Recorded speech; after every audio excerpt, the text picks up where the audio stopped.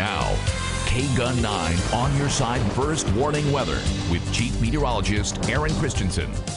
Do we have any winter visitors from Indiana in the house? Check out this mess. Indianapolis I-65 causing quite a bit of problems there in the roads. They've had up to 20 inches of snow in some places, and this storm system that's hitting the Midwest and the East is being called polar vortex Round 2. Nearly 3,000 flights have been delayed nationwide because of the snowstorm, and 1,000 flights for tomorrow have already been called off, already canceled. You know, you think about 5 to 8 inches of snow, that's plowable, but when you're talking 10, 15, 20 inches worth of snow, the plows run, they get one good pass through, and the snow already covers the roads once again. Want to give you a look at our satellite and radar. The storm system here along the East Coast, believe it or not, is actually going to strengthen our warming trend across the West. Now, they've been dealing with the snow, the rain, the ice, the sleet, the whole wintry mix of precipitation there,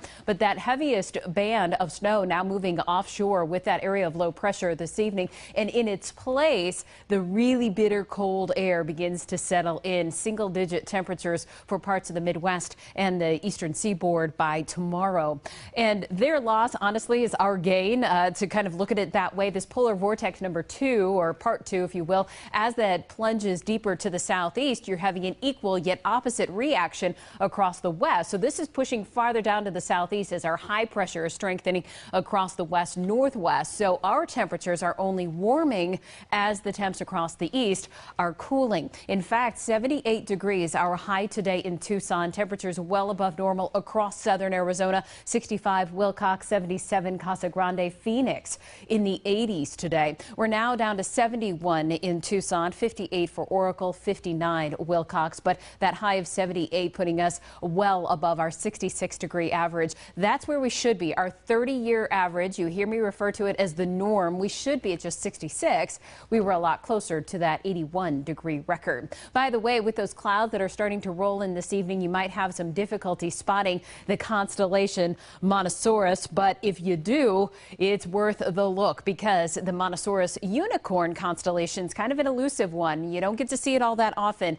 Only visible in the winter skies here in southern Arizona, and if you can spot Orion, it's going to be just below that. If you're out and about still at about midnight, or you want to check out our moon, you'll be able to see the red planet Mars just below it, and just to the north of the star Spica, which is right along the horizon. Those clouds continue to stick around for our day tomorrow. In fact, partly sunny skies, and that actually means more clouds than sun for us.